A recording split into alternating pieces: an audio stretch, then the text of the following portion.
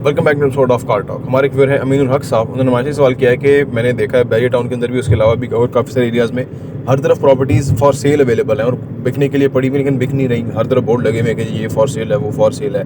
लेकिन वो कह रहे हैं कि मैंने एक चीज़ नोटिस किया कि कहीं पे भी कीमतें कम नहीं हो रही प्रॉपर्टीज़ की। जैसे कोई घर है, कोई फ्लैट है, कोई दुकान है, कीमतें कम नहीं हो रही, कीमतें वहाँ पर हैं लेकिन पड़ी भी हैं फॉर सेल, काफ़ी देर होगी बिकी नहीं है। तो ये बात करते हैं कि इसकी क्या वजह है और आने वाले टाइम में क्या होगा।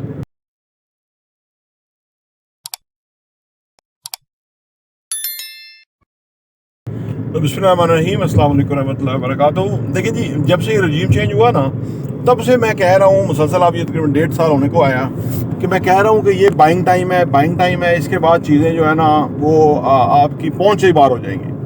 और दूसरी तरफ जो आप कह रहे हैं कि हर चीज़ फॉर सेल है, तो वो बेसिकली ना पाकिस्तान में कोई और बिजनेस है नहीं। अनफॉर्चुनेटली आप इंडस्ट्री नहीं लगा सकते क्योंकि बिजली इतनी महंगी है, फिर ट्रेंड ह्यूमन सोर्स नहीं है। आप अगर आप हम ये जो बिल्डिंग्स बनाते हैं ना, जैसे घर बनाते हैं, बिल्डिंग बनाते हैं, इसके अंदर भी जो ह्यूमन सोर्स है बहुत तंग करती है। वो कहानियां तो हम आपको बताते नहीं है। उसकी वजह यह कि वो आप सोचेंगे कि यार ऐसा है। अनफॉर्चुनेटली हमारे यहाँ नेगेटिविटी का बहुत एक आलम है, सही है ना। और हम अपने चैनल प्रॉपर्टी विजन टीवी पे हर एक के लिए फॉर एवरीवन है कि जो भी सोचेगा समझेगा बातों को तो उसको फ़ायदा हो सकता है। तो नेगेटिविटी का आलम बहुत ज़्यादा है। हम इंडस्ट्री नहीं लगा सकते। अगर बिजली फ्री भी हो जाए फिर भी इंडस्ट्री बहुत डिफ़िकल्ट है। उसकी वजह है कि आपने एक प्रोडक्ट बनानी है और उसको फिर कहीं पहुंचाना है, पैकेजिंग करनी है, किसी को बेचना है, उससे रिकवरी करनी है। तो ये बहुत बड़ा इसमें ना पूरी एक आल्दो कि इसमें ह्यूमन रिसोर्स ज़्यादा इन्वॉल्व होता है। कंस्ट्रक्शन से भी ज़्यादा फैक्ट्री चलेगी तो ह्यूमन रिसोर्स इन्वॉल्व होगा, लेकिन वो है नहीं अनफॉर्चुनेटली हमारे यहाँ। हमने इंडस्ट्री की कोशिश की, लेकिन ये जो भुट्टो ने नेशनलाइज कर लिया था ना इंडस्ट्री को 1970s के अंदर, उसका बड़ा नुकसान हुआ पाकिस्तान में, क्योंकि हमारा जो एक वो जो पैराडाइम था वही शिफ्ट हो गया। तो फिर जब के लोगों ने कुछ और सोचना शुरू कर दिया, उस वक्त हमारी अगर बेस बन जाती तो आज हम बहुत बेहतर होते हैं। हिंदुस्तान इसलिए बहुत आगे चला गया कि उनकी वो बेस रही। फिर आईटी में भी हिंदुस्तान की बेस रही। 1973 में उन्होंने बेंगलोर सिटी को जो है ना वो साइबर सिटी बना दिया। तो हम बहुत पीछे रह गए इन चीज़ों के अंदर। फिर क्या हुआ कि जो जैसे ये DHAs बने, बहरिया वगैरह बने, तो ये मॉडल लोगों को बड़ा समझ आया कि भाई आप अपना पैसा यहाँ पे इन्वेस्ट कर दें और करना कुछ नहीं है, और आपका पैसा जो है वो महंगा हो जाएगा। वो क्योंकि हमारे ओवरसीज़ पाकिस्तानी हैं, उनकी हाउसिंग की नीड है, उनकी इन्वेस्टमेंट की नीड है। तो इस वजह से, और दूसरा लोकल जो हमारे यहाँ खुद अब आबादियाँ बढ़ रही हैं। जो एक घर था अब वो 4 घर बनेंगे, 4 बेटे हैं, या 3 बेटे हैं 3 घर बनेंगे, 2 बेटे 2 घर बनेंगे। तो वो इस वजह से हमारी इधर नीड थी। तो इसमें निस्बतन सिक्योरिटी भी थी और सेफ भी था, और ज़्यादा कोई हैसल भी नहीं थी कि आपने चीज़ ख़रीद ली तो महंगी हो गई।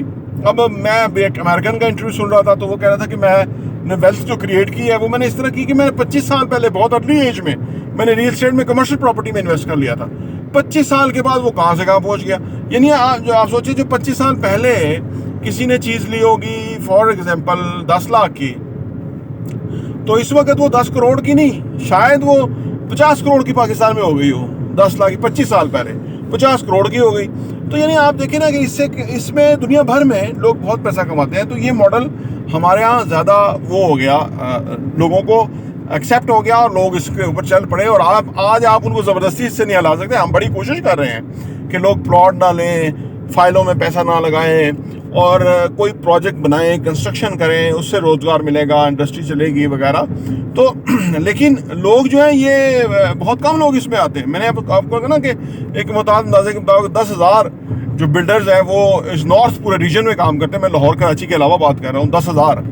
तो यहाँ 1 लाख होने चाहिए, तो इससे बहुत पैसा आ सकता है और यहाँ इकोनॉमिक एक्टिविटी भी बहुत चल सकती है और हर हवाले से बेहतर है। तो जो आप कह रहे हैं कि कीमतें नीचे नहीं आ रही, कीमतें इसलिए नीचे नहीं आ रही कि सिर्फ वक्ती तौर पे ग्राहक नहीं है जिसके पास पैसा है ना, ओवरसीज पाकिस्तानी डॉलर में रख के वो कंफर्टेबल फील कर रहा है कि यार मेरा तो, असल में उसको वरीज ये होती थी कि यार मेरा पैसा है तो आगे चीज़ें महंगी हो रही हैं पाकिस्तान में। तो इस वक्त क्योंकि आगे महंगी नहीं हो रही, तो वो कहते हैं यार मेरे डॉलर में पड़ा हुआ है ना, तो वहाँ मुझे फ़ायदा ही है, नुकसान कोई नहीं है, या मेरा रातों रात पैसा बढ़ रहा है। तो ये एक वक्ती फेज़ है, ये सेटल हो गया तो फिर अगेन वो ओवरसीज पाकिस्तानी जो ना हमारे रजिस्टर में इन्वेस्ट करना शुरू कर देगा। इस वजह से इस वक्त मार्केट में कस्टमर नहीं है और अच्छी अच्छी चीज़ें बिक रही हैं। अच्छा, फिर ये होता है ना कि जिन लोगों ने रजिस्टर में इन्वेस्ट किया, फर्ज करें एक बंदे के पास 5-10 पीस चीज़ें हैं, उसने कोई ना कोई तो बेचनी और ख़रीदनी होती है सो दैट कि उसका अपना एक्सपेंडिचर चले, क्योंकि उसमें वो प्रॉफिट आएगा उसको। तो इसलिए हर एक ने ना फॉर सेल पे प्रॉपर्टी लगाई होती है। और दूसरा और आखिरी मैं बात करूं कि हमारे यहाँ प्रॉपर्टी एक सोशल स्टेटस है। प्रॉपर्टी जो है वो सेफेस्ट जगह है जहाँ के आप अपने पैसे को पार्क कर दें। तो ये एक कल्चरली तीसरी दुनिया, पाकिस्तान, हिंदुस्तान, बांग्लादेश के अंदर ये मॉडल है। तो जो हमारी बेसिक अपनी नीड्स हैं वो तो बहुत कम है पैसों, ये असासों के मुकाबले में। तो मैंने एक टर्मिनोलॉजी है ना कि एसेट रिच कैश पुअर, तो लोग यहाँ खुद कैश पुअर रहते हैं, कहीं से किराया आता है उस पर अपना गुजारा करते हैं, एसेट रिच है। तो वो ये चीज़ें इस वजह से जो प्रॉपर्टीज आपको नजर आती है, लेकिन कीमतें फिर भी कम नहीं हो रही। प्रॉपर्टी न्यूज़ देखने का बहुत बहुत शुक्रिया।